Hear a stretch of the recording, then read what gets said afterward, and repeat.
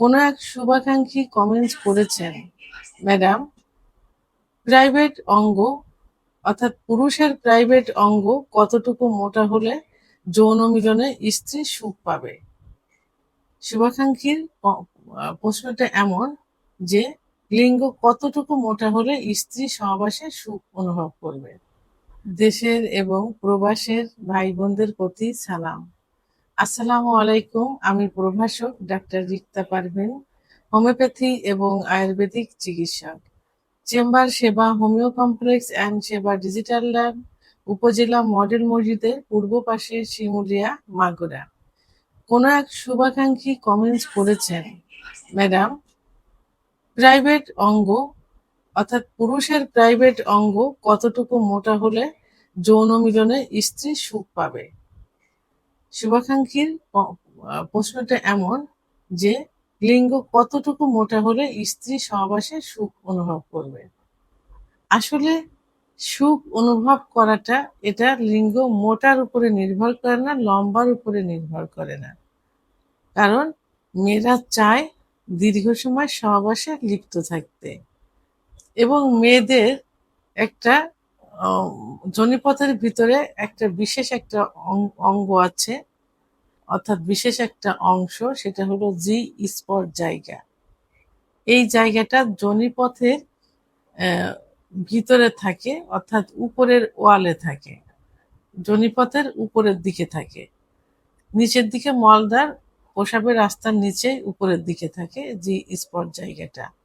এখানে খ্যাচকেটা খ্যাচকেটা ওয়াল থাকে, ওয়ালে খ্যাচকেটা খ্যাচকেটা একটা জায়গা থাকে। এই জায়গাটায় যত ঘর্ষণ দেওয়া যাবে স্ত্রী তত সুখ অনুভব করবে এবং তার বীর্যপাত হবে, অর্থাৎ তার চরম সুখ অনুভব করবে। তাহলে এটা কিন্তু মোটা লিঙ্গ দিয়েও করা যায়, এবং চিকন লিঙ্গ যাকে মাইক্রো অর্থাৎ পেন্সিল পেনিস বলে যেটাকে, এটা দিয়েও কিন্তু করা যায়। শুধুমাত্র কিছু টেকনিক অবলম্বন করলে, কিছু অভিজ্ঞতা থাকলে এবং পজিশন চেঞ্জ করলে এটা করা কিন্তু সম্ভব হয়।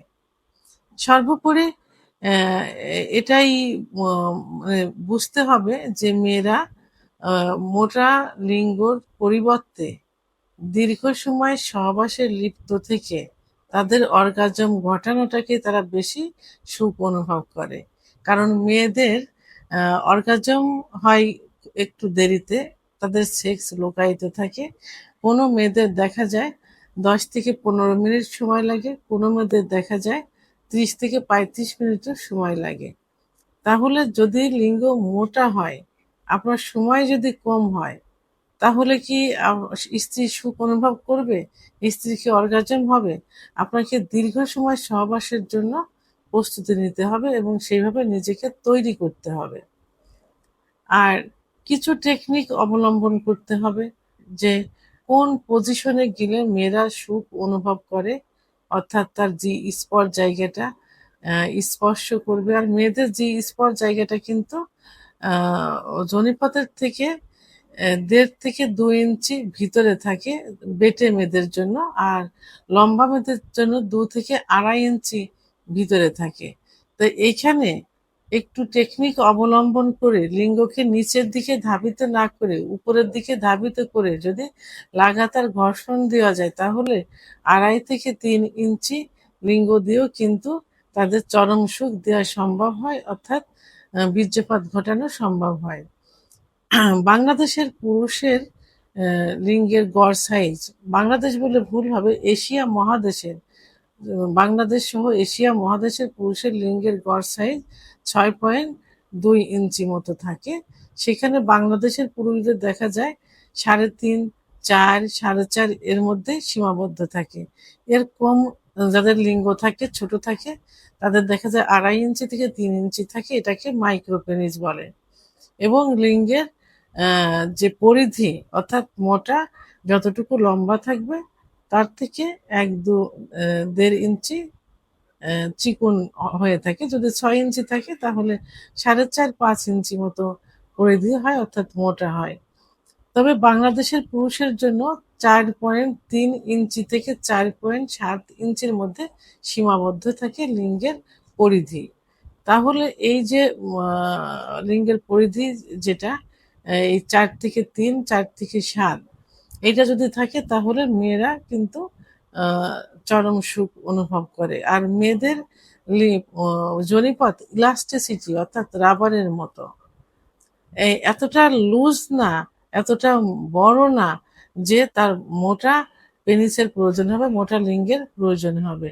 এখানে এটা রাবারের মতো ইলাস্টিসিটি, ভিতরে পুশ করলে সেটা জায়গাটা বলে যাবে, আবার বের করলে আবার জায়গায় চলে আসবে। তাহলে মোটা লিঙ্গের প্রয়োজন হয় না। এখানে যাদের লিঙ্গ চিকন থাকে সে চিকন লিঙ্গ দিয়েও কিন্তু তাদের চরম সুখ দেওয়া সম্ভব হয়ে থাকে। তাহলে সর্বশেষ এটাই বলবো যে বাংলাদেশের পুরুষদের লিঙ্গের পরিধি কতটুকু, 4.3 থেকে 4.7। এটা কিন্তু সবার জন্য নয়। এটা আবার অনেকের আছে, দেখা যায় যে 3, 3.5, 2.5 এর মতো কিন্তু থাকে। অর্থাৎ যে অনেকের পেন্সিল পেনিস থাকে। এটা দিয়েও কিন্তু তাদের সুখ দেওয়া সম্ভব যদি তারা একটু টেকনিক অবলম্বন করে এবং তাদের অভিজ্ঞতাকে অ্যাপ্লাই করে বা কাজে লাগায়। তাহলে টেনশনের কোনো কারণ নেই। আপনি আপনার আপনার লিঙ্গ যেটাই থাকুক না কেন সেই লিঙ্গ দিয়ে আপনি আপনার স্ত্রীকে সুখ দিতে পারবেন, আহ, যদি আপনি দীর্ঘ সময় সহবাসে লিপ্ত থাকতে পারেন। দীর্ঘ সময় সহবাসে লিপ্ত থাকার বিষয়টা মাথায় রাখতে হবে। যদি এই সমস্যাটা হয়ে থাকে তাহলে আপনারা একজন অভিজ্ঞ সম্পন্ন রেজিস্টারকৃত ডাক্তারের শরণাপন্ন হতে পারেন।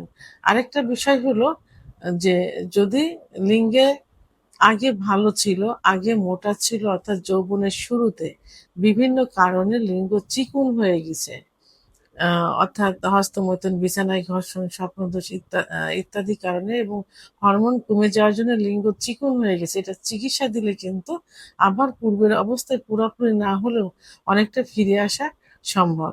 কারণ এটা সেরে যাওয়া যোগ্য, এটা স্থায়ীভাবে ধ্বংসপ্রাপ্ত হয়ে থাকা রোগ নয়। এটা সঠিক চিকিৎসা দিলে এটা ঠিক হয়ে যাবে। সেহেতু আপনার যদি এই সমস্যা হয়ে থাকে আপনি ডাক্তারের দেখান, চিকিৎসা নিন, ইনশাল্লাহ এটা পূর্বের অবস্থায় না হলে অনেকটা ফিরে আসবে।